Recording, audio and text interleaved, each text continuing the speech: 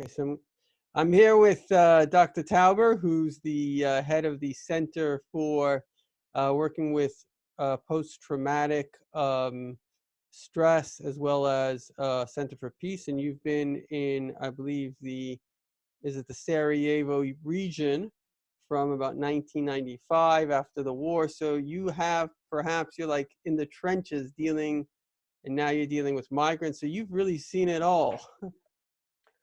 We have indeed. I got here in June of '95. I'm in a place called Vukovar in Croatia, in the Uh-huh. eastern part of Croatia, on the Danube River. It's an 8,000-year-old city. Wow. Uh, yeah, it's quite a place. Just about it was a crossroads for Europe. And in Uh-huh. fact, it was a big Jewish center. Um, up until the Second World War, it was the Upper Rabbinate all the way from here to Belgrade, which is about 150 kilometers away. So it was very important um, in Jewish history as well as anything else. And yeah, I mean, the first vineyards were planted by the Romans. Uh, Wow. One of the first calendars in Europe came from here, and so on and so forth. So it's a very historic place. Wow. Wow. Wow.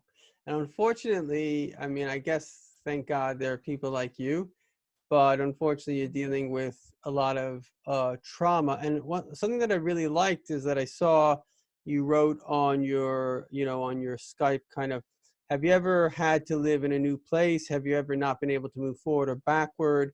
Have you, I forgot exactly how it goes, but basically the idea is that to be able to feel what someone else is feeling in trauma, when we're doing well, I mean, I myself have gone through traumatic times, and it's very interesting how we're able to like forget about, like it's in the story in the Torah and the Bible, that there were the 7 good years and 7 bad years, and Sure.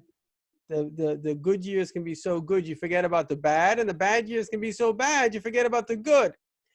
And I Absolutely. feel here in America, I mean, the whole situation is so bizarre because, we know for sure there's enough supplies. I mean, the stores, but there's been this kind of, I have a friend, a psychiatrist. I asked him for some advice. So he says, yeah, wash your hands, maintain some distance, and don't get infected by the hysteria. And so it's very Exactly what I would say. Exactly what I would say. right. So let me ask you a question. How would you suggest, I'm going to play devil's advocate. I'm going to be, even though we don't believe in the devil, but I'll be him, and I'll say, okay, doctor, I'm panicking. The stores are going down. The stock market's going down. I don't know what's going to happen. The world's coming to an end. Help me out. Okay. First thing to do is to breathe. Um, Breathe deeply and slowly. Because when you breathe on the surface like that, you lose oxygen from your lungs, and the lack of oxygen goes to your brain, and it's a vicious circle. And so you uh, you do it even more. You get even more panicky. So that's step one, to breathe properly. Slow down and breathe. Second thing to do is to slow down. Take it little step by little step. Don't run before you can walk. Take it literally, inch by inch, millimeter by millimeter, little step by little step. So, minute by minute. So, okay, uh, I have to prepare my bed. I have to prepare my lunch, and even within my lunch, I have to prepare, I don't know, the fruit for my dessert, or the soup, or whatever. Very little things to do. Um, that kind of thing, and concentrate on that kind of thing. Also, very important, make a point in the day when you don't think about anything, when you do something that you like. So if you like eating, eat. If you like having a piece of chocolate, eat a piece of chocolate. If you like listening to music, listen to the music. If you like listening to the radio, listen to the radio. Something you like doing. Um, get some air if you can, if it's warm enough, and if you can get outside. Um, that also helps. Um, do something pleasant. We have two dogs, so I play with them a little bit. Play a game.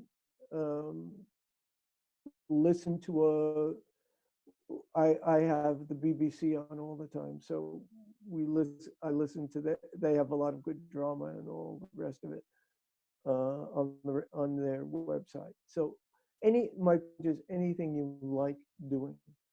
Mm-hmm. Praying obviously is a good thing to do too. Yeah. Concentrating Mm-hmm. on davening, Mm-hmm. concentrating on what you're doing, and really concentrate on it. Don't let your mind go anywhere else, but Uh-huh. concentrate on the words that you're saying. Mm-hmm. Mm-hmm. Um, Yeah. that's very important. Mm-hmm. Yeah. Uh, all of that. So yeah, those are the things. Talk to people. As somebody just said in a meeting I was just before we began, don't make physical isolation into social isolation. There's a Right. big difference between the two.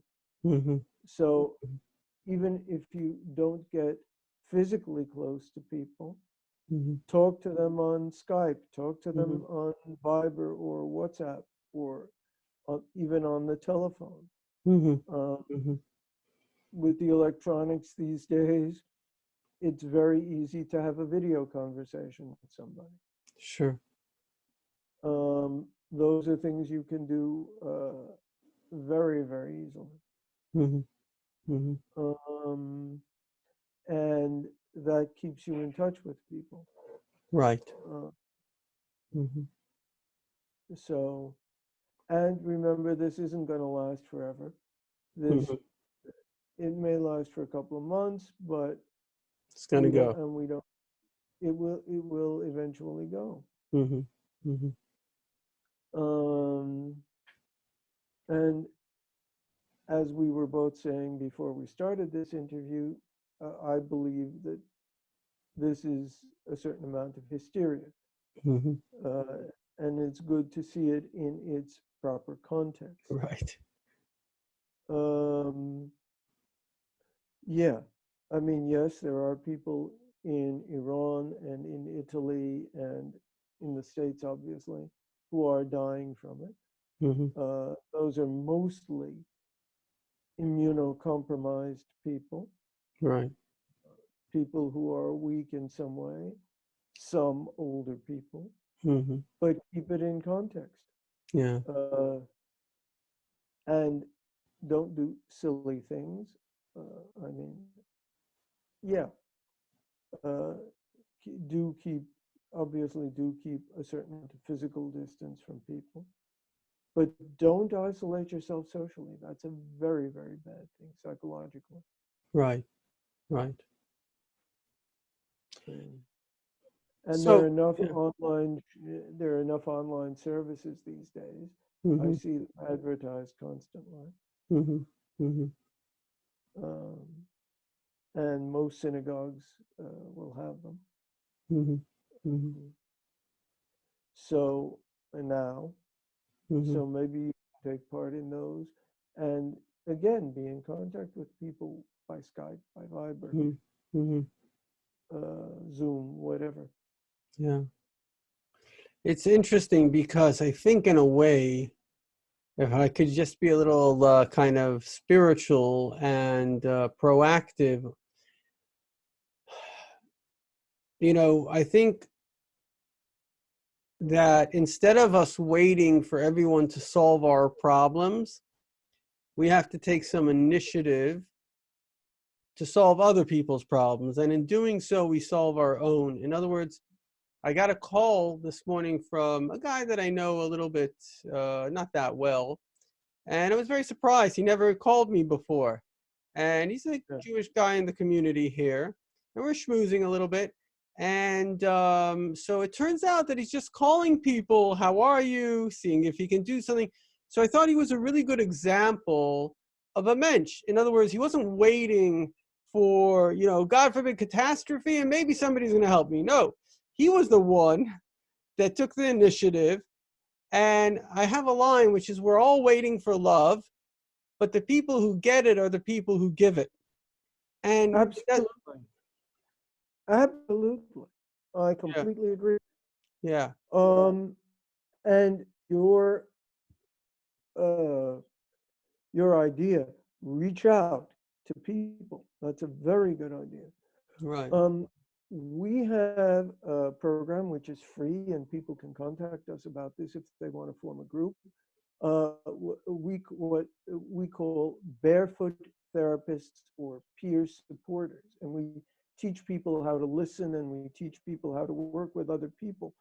So, and that's without charge. We can form a group of 3 to 10 people to do that, to teach those kinds of skills. Um, and you know how to contact me. People can contact us on our website. Uh, there's no there's no problem. We can form such a group. We have them all over the world. We do them by Zoom or Skype or what have right, right. Okay, that's good. So I guess, I mean, anybody that wants, I'd love to participate. Anybody that wants to contact me, and I'll put them in touch with it, go directly to your website. They're more than welcome. And we would learn how to, you know, it's very good. There's a great line. I forgot the lady who wrote it, but she said that never underestimate the power of a couple of people to make change, because it's the only way it's ever happened. That's And Margaret Mead, right, Margaret Mead, right, right. Yes. the anthropologist. Yeah. Yeah, yeah. So you never know, a couple of people, somebody, it could be you watching this program right now, that say, okay, I want to be proactive. We have an amazing NGO, a doctor who's got 30 years experience in facilitating volunteers, groups around the world, and he'll teach us how to listen. And these are very simple skills, but there are little techniques that really matter. And if we get these skills, we will improve our own abilities um, to reach out to people and to really to be there for them. And again, I just want to reiterate this line, because it's like the whole world, the way I see it, is everybody, there's no question, everybody wants love. But the way to get it is to give it. And so by giving it, you know, I was dealing with a lady, she's going through a lot of trauma, a lot of difficulty in her life. And she helped us out in our Purim program. We went to old age home. And so she told me a great thing. She says, I'm focusing on giving. In other words, just to get out of her own issues, this is a selfish thing. Giving is the greatest selfish act you can do. Absolutely. Absolutely. Yeah. And the biggest thing in that is keeping quiet and listening, Listening. Right. empathizing and listening. Right.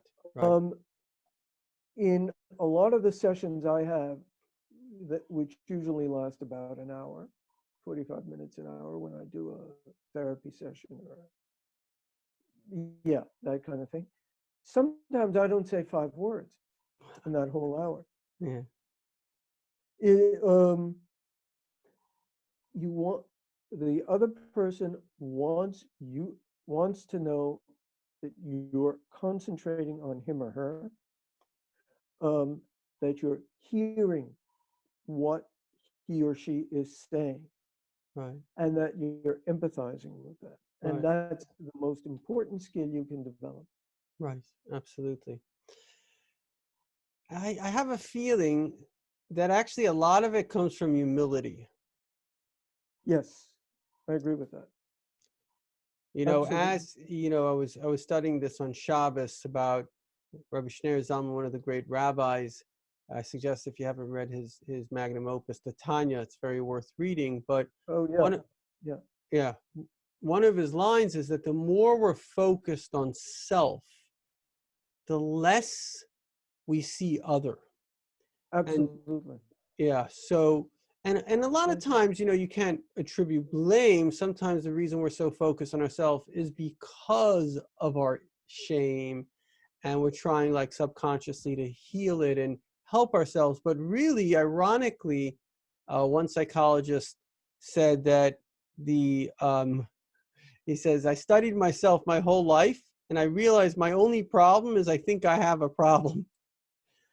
And just understanding everybody likes you, everybody loves you, you're fine the way you are. I was thinking today, the idea is the fact that we're human, each one has, okay, I could be a little kinder, or sometimes I could be a little weaker, but we're all human. And so therefore we all need just you as a human is enough. Yeah, and that's something that a psychologist said to me, this must be 40 years ago. We have to remember also that at any given moment, we're doing the best we can. Yeah. That we're not, most of us at any rate, unless we're really psychopathic, are not intentionally trying to hurt somebody else. Right. And given the education, given our personalities, given the resources that we have, we're reacting to Right. those circumstances. Yeah. Now, we can change the way we react. That's Yeah. not to say we can't, but that's a learning process. Right. And guilt and shame, we as Jews are very good at that, I hate to say.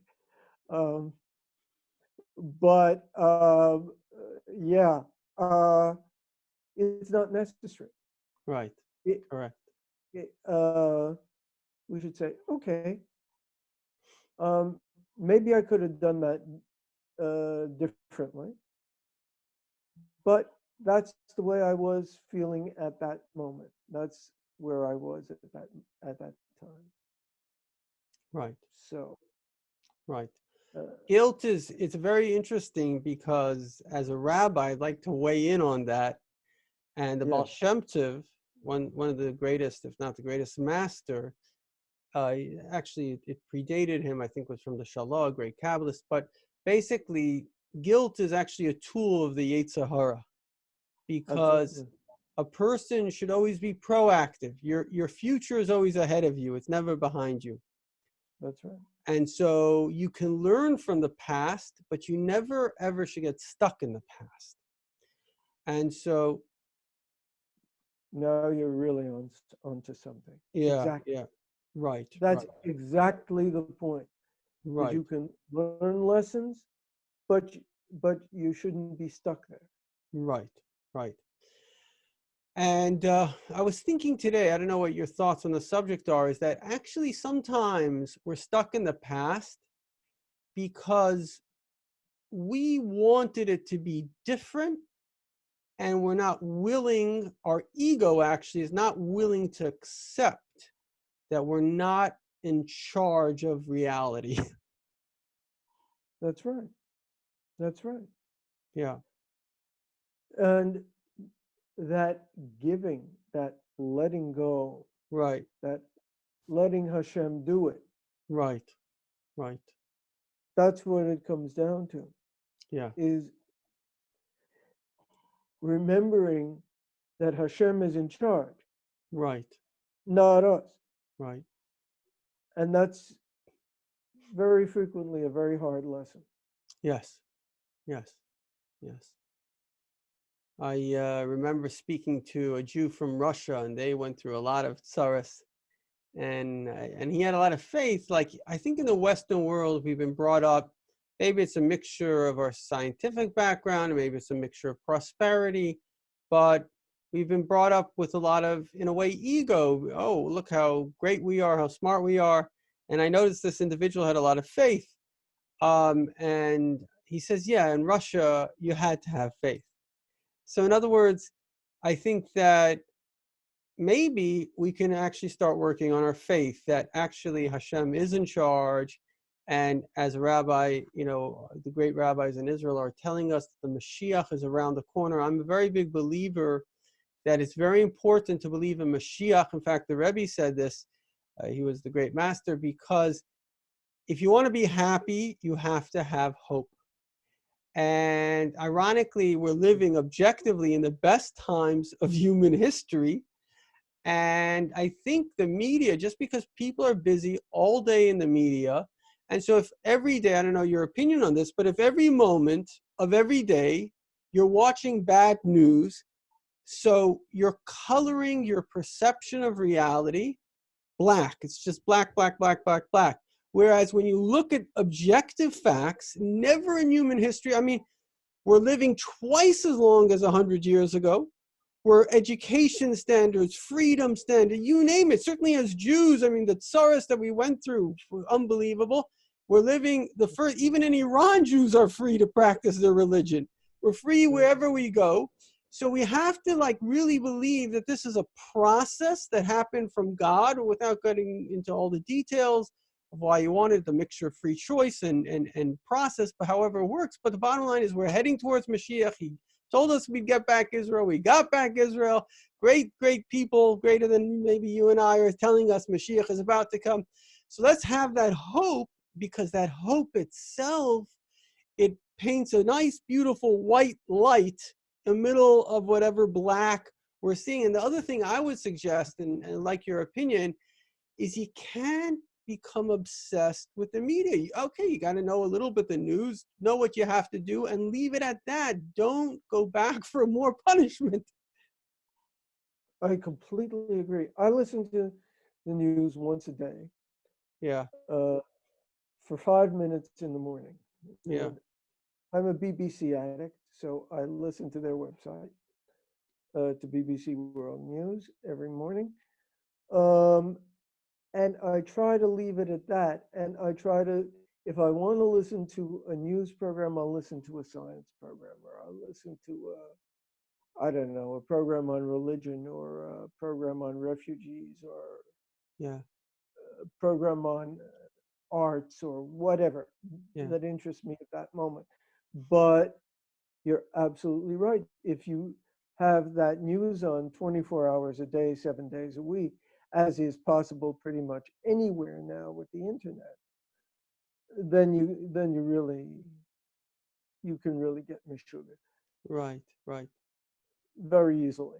right. Um, And we have enough genetic factors to make us sugar. We don't need to add. Why continue the problems? exactly. And we have, and this comes into my area, we have enough inheritance. Remember how much we transmit trauma from one generation Correct, to the next. correct. We do, yeah. And that, by the way, is also organic. That's also genetic. Uh, Right, yeah, there's some new evidence about that, that there's epigenetic transmission. yeah, yeah, Um, but we all have this transgenerational transmission of trauma. There's a lot of work on that from Israel. So mhm, we as Jews have an awful lot of that anyway. sure, right, Um, and from nothing, nothing less than the Shoah. sure, Uh, sure, and even I, who was not born during the Shoah, sure, have am traumatized by it. sure, sure. Yeah. Well, we have to, And then it yeah, goes even further back. yeah, I mean, I've had clients, for example, who have been traumatized by events that took place 150 and more years ago. right, right. Yeah. Well, I'm trying to keep it on the positive. I want to Sure. focus on so maybe we can just mention the groups that you'd like to put together and how people can participate. Okay. Um, there are essentially three groups that I would like us to go in. Yeah, One, obviously, is for people who are suffering consequences of all of this corona stuff. sure, There's no reason we can't get together online and talk about that. sure. at some point. Yeah. Very relatively easy to organize. We just have to figure out the time Sure. zones and my schedule because Yeah. we do a lot of groups. Okay. The second group, and I think this is how you and I got into contact, was people who have been sexually abused. And I've got, there was a thing on Chabad about that. There was a comment by somebody, and I responded to it. Right. Right. And I'm still willing. Mm-hmm. People don't even have to show their faces. We can do this by voice if people want to. Sure. We can do it in person anonymously, Yeah. seeing one another, Sure. but it would be very, very good for everybody concerned Sure. to have that kind of group. Yeah, I was very impressed by the fact that there was a doctor who has experience that was offering free, which is very valuable, free advice. And I reached out to you. Thank God I haven't experienced that abuse, but I do know that, trauma is real. And if anybody, you could be completely confidential. You don't even have to say your name, but I could help facilitate a group. And again, nobody has to see you. They don't have to see me. It could just be via discussion. And all it is, it's people feeling safe. That's really, right. and often that's right. all people really need is they need to be validated and their stories need to be empathized with. And therefore, if there's anybody, even a single individual that we could help, I'm happy to give my time. You're happy to give your time because it's you save a life, you save a world. Exactly. Exactly. And I want to emphasize in that it's extremely, and I want to use that word, extremely important. If people listening to this have had abuse, that they get all of this out one way or another. Yeah. It's Yeah. to realize that they are victims, because a lot of people who've been sexually abused feel that they've caused it and feel that they've played a part in it. They haven't. They've been used. Right. And getting those, and it is, they also feel shame and guilt about it. Sure. Sure. And there is no, the person who did it, he's Yeah. the person who has to feel the shame and the guilt, Right. not the victim. Right. Correct. Correct. And so that's an important point. And Yes. anybody who wants to, I think you say you're willing to facilitate it, so am I, so we Yeah. can do this together. Sure. And anybody who wants it can feel safe with us. Correct. Correct. Absolutely. This stays completely confidential. Yes. Nobody else has to know. Right. Right. Yeah. Okay. Uh, And there was a And third. Yeah. the Mm-hmm. third group is the educational group. So Mm-hmm. we can teach people to be what we call barefoot therapists Yeah. or peer supporters and to help other people, which Sure. is what we were talking about before. Sure. Sure. Well, I want to sum up our talk, and maybe you can, you started off with many points. I guess it was a lot of it was in a summation. So I'm just going to reiterate.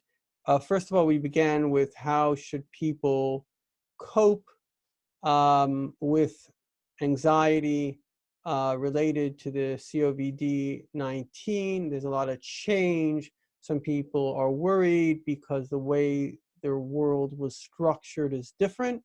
It's very normal. As I remember you told me, trauma is a normal response. It doesn't mean you're crazy. It just means you're responding. Your brain is responding to Exactly. the reality around you. And to sum up, I think what you were saying was basically, I think an example is good, which is if you have a picture and your picture is black, you're going to feel one way. Your picture is white, you're going to feel another way. Okay, so right now So, you're seeing a picture and there's some black. And the tendency we have is whatever we see at the moment is what we feel. So if I'm seeing black now, I feel black now. And the more that's right. black I see, the darker it gets, the darker I feel. And so therefore, the answer is really simple. Get rid of some of that black by putting in white. Yes, also, I Yes. want to emphasize, Yeah. get it out, whatever way you can. You mean speak about it. I, sorry? When you say get it out, you mean by speak about it. Speak about it, write about it. If you're an artist, draw about it. If Yeah. you're a musician, make music about it. Right. Right. Um, get the feelings out. Yeah. Uh, it's even good to cry, scream, Right. uh, nothing to be ashamed of. Yeah. I do it all the time. Uh, I have a running journal Yeah. on my computer Yeah. where I just write everything I'm feeling at any given moment. Right. Right. And that helps me enormously. Sure. Also, talk to somebody else about it. Yeah. Even I have what's called psychological supervision. So once a week, I talk to a psychologist, and he tells me what I'm doing right, what I'm doing wrong. But it's also a place I can say anything to him. Now, Right. if we form a group, we can do it that way. Hmm. If you have a friend somewhere, uh, tell that person. Um, it's maybe good to have what's called a co-counseling group so that two people tell one another absolutely everything. Right. Hmm. That's another way of dealing with that. But writing, Hmm. painting, drawing, Yeah. making music, any way you can to get out your feelings. Right. I took a class from it was a pretty top trauma counselor in a Jewish organization in New York, and he said, and he worked with a guy, top guy from that worked on the 9/11 cases, and he wrote a book and Right. worked for the government. And the point that he said, which is very important, and I think because a little visual can help us, is that when we have trauma, our emotions are in the amygdala, and basically, or the hippocampus, our emotions are stored. Basically, we're feeling emotional about it. And Right. basically, our emotions are running our mind. And when we speak about it or write about it, what you're saying, get it out, what we're really doing is we're taking the emotions, and you can literally see this on MRI scans. The emotions will be moving because you can see emotions, you can see the feeling, and that will be moving into the prefrontal lobe, which is the That's right. cognitive mind. And in the cognitive mind is where we process information and we decide what is and isn't relevant. And so Right. beforehand, this event, it could have happened 20 years ago, but right now it's feeling relevant to you. But That's right. once you can express it, and then your cognitive mind can think about it. So that's why, like you said, you just have to listen, because by the other person talking, it brings it into their cognitive mind, because you're using words, and words take cognitive functioning. And Exactly. now the brain automatically can process it. So it's like taking dirty laundry and you're looking at the laundry. Oh, it's dirty, it's dirty, it's dirty. Then you put it in the washing machine. 40 minutes later, it's clean. That's right. Well, it may not, it may take you a couple of washes to Yes, do it, yes, yes, yes. a couple of times. It may be Yeah, a difficult stain, and you may have to go around with it a couple of times, right, but each time it gets less and less. right, right. Each time it's less and less. Yes. And in fact, there's an interesting model of that by a woman from the States called Marnie Horowitz, um, and a guy from the Netherlands called Rolf Kleber, um, who said that this is an alternating cycle. You relive it, a trauma, and then you process it, and you Mm-hmm. relive it, and you Mm-hmm. process. And Interesting. each time you go through one of those cycles, it gets less and less, and you Interesting. get better and better. Interesting. Interesting. Um, and that works. I've seen it a lot of times. Yeah. Yeah. You've seen That's a this very firsthand, realistic. right? Yeah. Oh, lots of time. Lots of time. Okay, so just to conclude with, I think the first thing that you said, which I think is kind of the most simple and practical and relevant, which is basically you got to do things you enjoy. Don't um, or let's say it in the positive, just make sure, I mean, as Jews, we have davening, it's positive, you have learning Torah, reaching out to other people. But even if some people, you know, I answer questions on course, a little sad, some people are kind of social anxiety, this and that. But be involved in the things you like, whether it's music. It's very important if you can get out in nature. Here in Kansas City, there's a bit of this lockdown, but they're saying you're allowed to go to the parks, allowed to take walks. That's going to make a big difference to you. I take a walk, I feel great. So basically, instead of looking at it, it's like an all or nothing game, because life, since Adam ate from that apple, whatever it was, life became a mix of good and bad.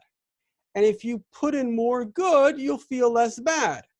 And so it's really so simple, but this is what it boils down to. We've got to put in that extra amounts of good. And when we put in that extra amounts of good, we're going to feel better. It's just really simple. The more we think good, and we'll feel good, we'll do good. And Sorry. yeah, no to- problem. No, it's all hashgacha pratis, all designed. Any final remarks? Yeah. Any final remarks? Um, yeah. I just want to say that I would encourage people very much, especially in this time of high anxiety, to talk Right. and to get it out and to form local groups.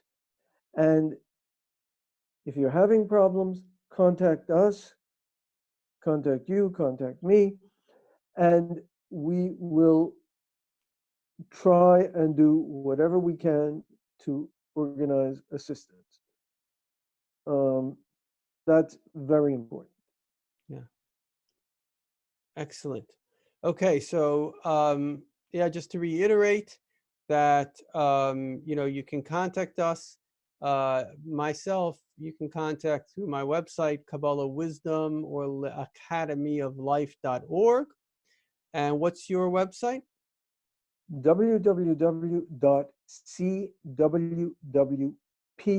www.cwwpp.org. Great.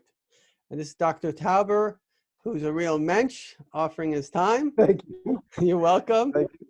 And let's dive in together, because we're spanning the globe now and the airwaves are traveling. So let's pray to Hashem that he should have peace and mercy upon all of us and speedily bring the Mashiach, and show us how this was just a little bit of a, you know, they say before a lion pounces, it has to crouch. Before the King Mashiach will come and truly bring us to the greatest redemption. We're coming into Passover, the time of complete redemption, and Mashiach will be an infinite redemption. Maybe there has to be a little bit of humility that's coming into the world, make us realize we're all in this boat together. I think that's an interesting lesson of the coronavirus, that we're not so separate. We may look a little different. We're actually all the same. We all have the same needs, the same fears, and Absolutely. we need Oh, to yes, go ahead. one more thing before I forget. Yes. And we mentioned this, that we were going to say this. Um, and I know it opens up another topic, but let us not forget, please, in all the talk and in all the media stuff about Corona, let us not forget the other needs of the world. Let us not forget the Middle East. Let us not forget the number of former child soldiers, whom, by the way, we are working with. We're working with groups with them. Let us not forget the children of sex workers with whom we are also working. Let us not forget all the poor people on this earth. And I can go on for 2 hours that way. Corona is one thing. It will pass. The other things are the amount of violence in this world. We must have Rahmanis on people. We must have a feeling. We must empathize with people who are suffering everywhere in the world, and not only talk about them, but actually take action to assist them. Yes, yes, I absolutely. think that's the key. And each one of us, if we do one little thing, each one of us, Yeah, we can make the world a better place, and we can do our own little mitzvahs. yes, Uh, that's very important. absolutely. And on a practical note on that, I also would encourage, there's a charity that I support called Kolol Chabad, and they're the partner of Israel in giving out food. And obviously, I mean, unfortunately, it's disaster, the situation, the amount of children, over 800,000 children living below poverty. And they give out about 10,000 families a month food, but really the amount is 100,000 families. And so therefore, before Pesach, as Jews, we have to literally open up our wallets and our hearts, even though it's a little hard for people now, they've lost some money. But the Rebbe says very clearly, by going beyond our limitations, Hashem will pay you back beyond your limitations. And I can say a real story with my grandfather, who the Rebbe once gave him a blessing of meeting a Jew to go beyond limitations. And this man ended up, far from great wealth, he ended up giving so much money that the Rebbe once sponsored that anybody that koshers their kitchen, half of it will come from the Rebbe's, which was this one individual's fund. So in other words, we have to realize that we're unlimited. We limit ourselves and our fears. With Hashem's help, we're unlimited. We can give more, we can love more, we can do more. And the main thing is now. Absolutely. And another group that we must think of, and Yeah, especially as Jews, remember, we all are migrants. yeah, We right. are a migrant people. Yeah, And I don't care where the migrants come from. right. I've worked with a lot of migrants from the Middle East. Sure, sure. And I keep seeing my father, and Yeah, I keep seeing my mother's family yeah. going across Europe in the same way. The Hmm. people coming up from South America, Right. the people coming from wherever. Yeah, Uh, I very strongly, because of the stories I heard as a child, uh, hmm, hmm. and they weren't all that far from here, from where I'm living now, and Sure, they came sure. through this region. Yeah, Uh, and I think to myself, my God, that could have been my father. That could have mm, been. Let's think about migrants in that yeah, way too. yeah. Yeah, one thing Mashiach is going to do is he's going to create peace between the nations. No nation will lift sword, and everybody will love him and care for the poor, and he'll create the stability.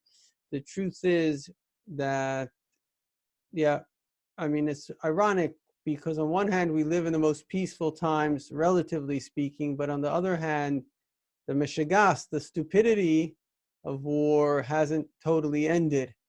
And it's just ridiculous. The whole thing's ridiculous. The job of governments is to create peace and stability. And maybe this little epidemic will show the world leaders, as sort of been predicted, that we're not against each other. We need each other. We're in this We big boat absolutely need each together. other. We absolutely need each other. Yeah, Absolutely. yeah. So we need China, and China needs us. We need one another, and there's no reason for anyone to hate anyone. There's only a That's reason right. to love and to help. And certainly as Jews, you being an example of this, we've always loved not only our own people, all people Israel sends out, I mean, per capita, probably the most for missions of trauma. And, they're very good at trauma counseling and all this kind of stuff. So we need to take kind of an example from a tiny nation that has a big heart, and even if we're a big nation, we should have even a tiny heart. And look at that whole thing that was on Moria in Greece, on Lesbos, on the island of Lesbos. That unfortunately, that school that was burned down. What was it called? The Happy Family School, I think. I'm not familiar Recently with it. was Yeah. burned down a couple of days ago Oh. by Semitim, unfortunately. Mm-hmm. Was set up by Israelis for people basically who were coming from Afghanistan and other places to Greece. Mm-hmm. And the Israelis were running this whole school. And if you listen to the stories from that school, everybody absolutely loved it. They were going there in droves, and Wow. somebody burned it down. And the Israelis were running. Wow. Anyway, I want to And say thank you, because definitely you're doing Hashem's work, and I thank think you. that the more, it's an interesting thing, because on a spiritual level, our hearts are connected to, I have a little Kabbalah Wisdom blog. So this morning I blogged that each one of us is one of God's hearts.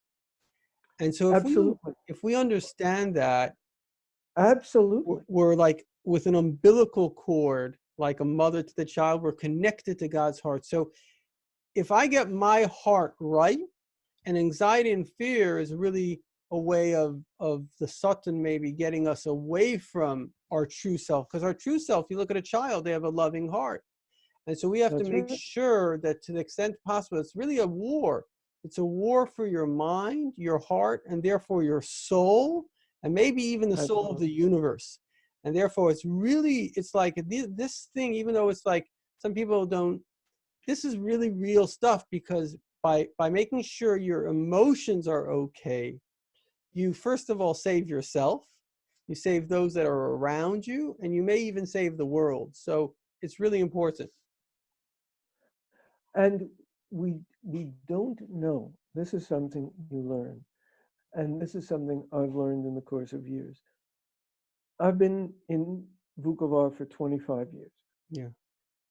And people I dealt with 25 years ago will come up to me on the street, and I had completely forgotten them. And I didn't think, I hadn't done anything with this guy. And he says, "You changed my life." You're amazing. Yeah? So, what I'm saying, not to praise myself, but to make a point, the smallest of gestures can save a person's life. The smallest of words, the smallest of listening can completely transform somebody without you knowing it. Wow. And that's very important to remember. Yeah. I think, so many people, and you'll know this, that there's an epidemic of loneliness, and therefore, I went through once. I mean, trauma is all kind of personal. To me, it was traumatizing, and it's an interesting thing, because when a person's going through that suffering, there's very few people that actually reach out to you, and not because That's they're right. bad, but because they're busy. And when we are the person that's just like you say, even if you're just listening, and I think sometimes women by nature have this sense, maybe more than men, the importance of listening.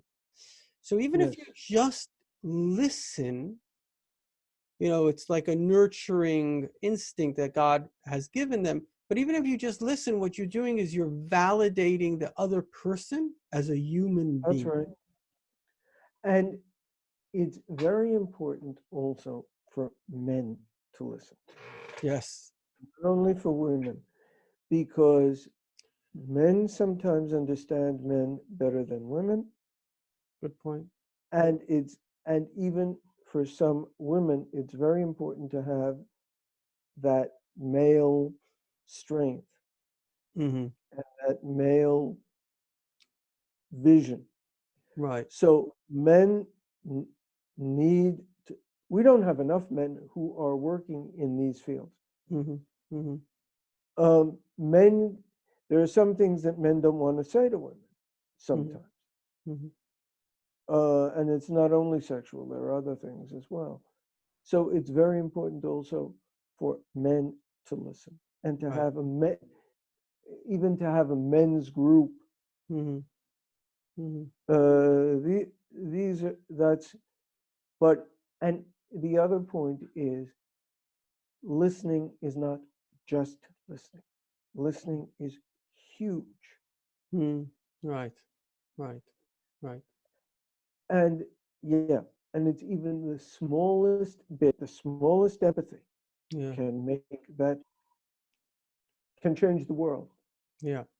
Yeah. Yeah. Yeah. Okay. Well, it was nice being listened to. Thank you. Okay, thank you for doing this interview. I appreciate it. And it's very kind of you to give your time. And Pleasure. yeah, so I guess we'll conclude here. Hope those who Okay. watch it appreciate it. And we're gonna, how do they say goodbye in Vukovar? Do widzenia. Do widzenia. Okay. Yeah. Let me stop recording.